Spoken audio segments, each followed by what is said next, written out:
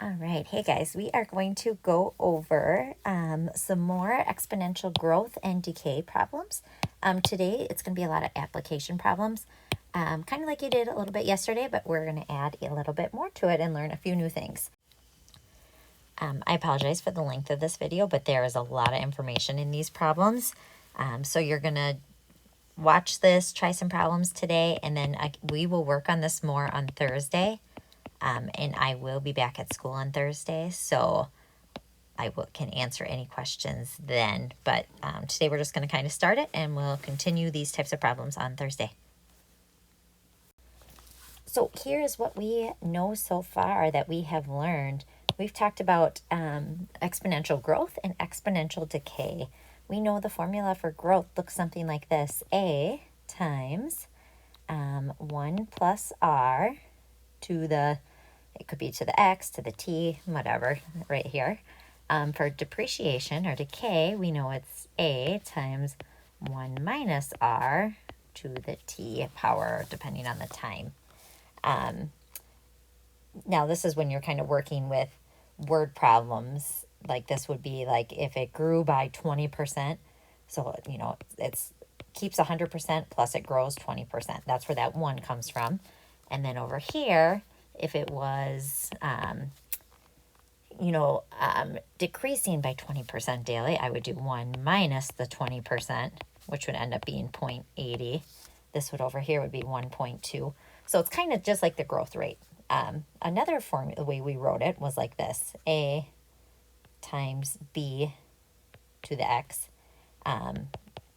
So that was just kind of another way that we can also write it. That b still means the growth.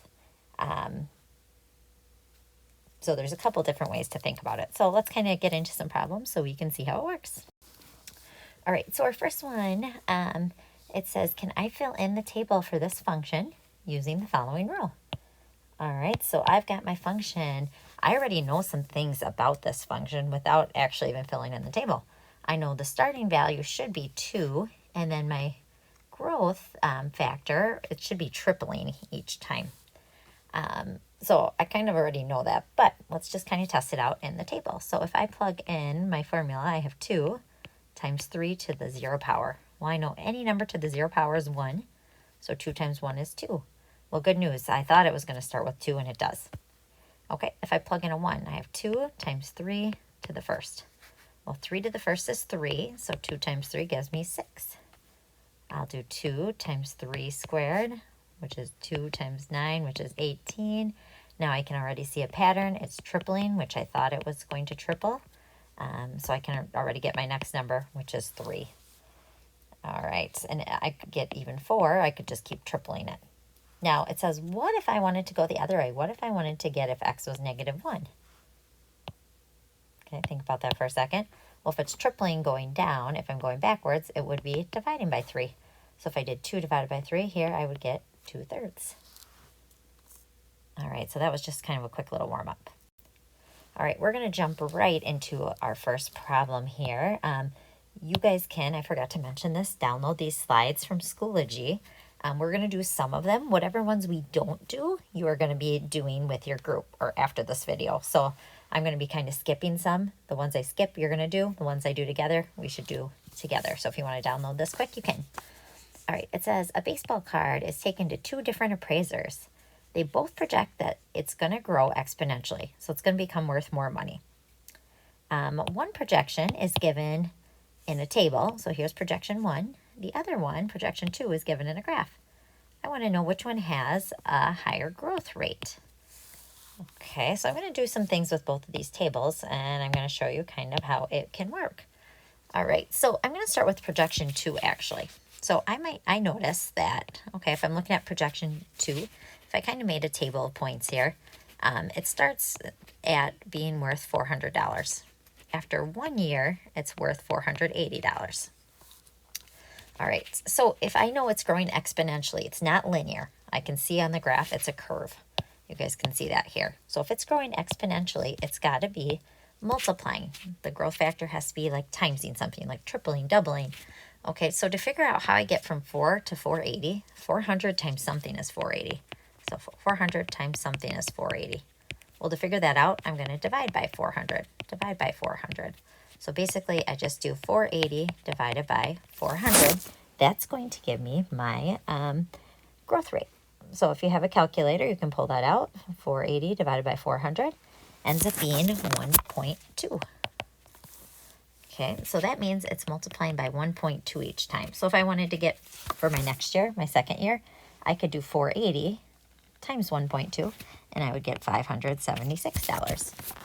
All right, if I want to write any equation for this, again, I can use whatever I want. I'll just use y equals. My starting amount is 400 times my growth rate is 1.2 to the x power. So I just wrote a exponential function for the graph. All right, if we look at projection 1, we want to see, well, what's it growing by here? Now, this one's going to be a little messier, and I'm going to tell you, might have to round. Oh, no, this one might work. I can't remember when I did this one. So same kind of thing. I need to know, how do I get from 300 to 390? Well, to do that, I'm just going to do 390 divided by 300. Okay, so I'm going to type in 390 divided by 300, and I end up with 1.3. So this should be times 1.3. Well, I can test it. Now I'm going to do 390 times 1.3 on my calculator, and I get 507. So it is times 1.3. Okay, if I wanted to continue this and get the 5th year, I could just times that number down there by 1.3. So I'm going to do that real quick. You guys can do it too. And if I typed it in right, it's 1113.88 if I round it correctly. That would be after 5 years. All right, so if I was going to write a function for this one, I'm going to write y equals, I'll just come below the table. The starting value was 300 times the growth rate was 1.3 to the x. All right, so I have both my functions. I'm going to highlight those quick so I can see those pretty easily. Highlight this one in yellow up here. Okay, so a couple questions. It says, which projection is growing quicker? Well, I would have to say projection 1 is growing quicker because its growth rate is 1.3 compared to 1.2. Now, projection 2, it started out at a higher value, but projection 1 is growing quicker. So it says, which projection predicts a higher value after 5 years? Well, we already know in our first projection.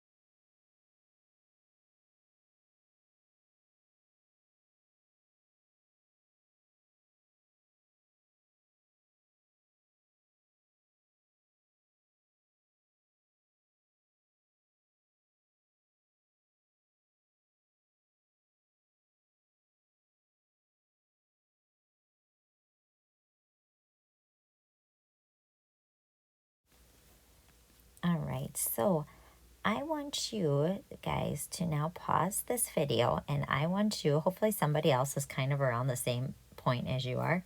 I want you to try this, hopefully with somebody at your table, before you actually go back and check it and watch me do it. So please pause. I want you to try this one, find the slide, try it without my help, and then when you're ready to watch it, you may push play. All right, so this time I have the value of a computer, they are calling that V. It depreciates exponentially. Okay, so it's losing value over time, T in months. So this is monthly. Okay, I have 3 brands this time. I've got brand 1 here. I have the actual formula. Brand 2, I have a table. And brand 3, I have a graph. All right, so for each of them, I think it's probably helpful. Well, first of all, it wants to know for which brand is it initially the most expensive. All right, before I would do any of these, I would probably try to get the formula for each of them, or the equation. Okay, so brand 1, it's kind of nice. I already know, like it started out at 485, and since this is a decimal less than 1, it's depreciating at 0.9. Okay, so let's kind of think about that. If I'm timesing it by 0.9, that means it's keeping 90% of its value, so it's really losing 10% each year.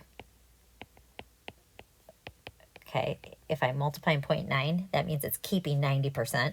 So it really was like 1 minus that 10%, which gives me that 0.9. All right, so if I look at, let's go to brand 3. Let's do the graph one.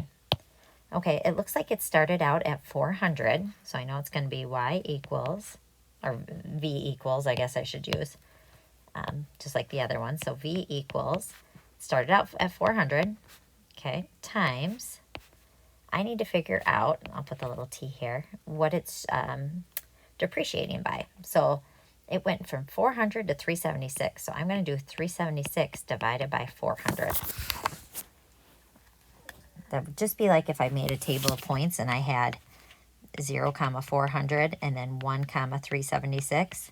And I'm going from 400 to 376. I would need to divide those out. So I'm just going to type that in. 376 divided by 400. I end up with 0.94. So there is my rate, 0.94. So that one means, if I think about this, it started at 400, the initial value, and it's keeping 94% of its value. So this was really like 1 minus the 6%. So it's losing 6% each year if it's keeping 94% of its value. So now I have that equation. All right, now how about the last one? Now this one, I believe when I did this one, it doesn't work super nice. You have to do some rounding, and that's okay. So our numbers might not be exactly the same. So I'm going to do 401.58 divided by 410. All right, and it looks like I end up with a weird decimal. It looks like 0.9. We'll just round it to about 98. Okay, so 0.98. It's keeping 98% of its value. So clearly this one is losing 2% each year. So if I want to go backwards, I need to kind of think about that. If I'm going backwards, I'm going to divide by 0.98. Okay, so if I go backwards and divide by 0.98, I end up with about 418.37. And then if I divide that by 0.98, again, I kind of rounded a little bit. It looks like I end up with about 426.91 or so. I'm just going to double check that on my calculator.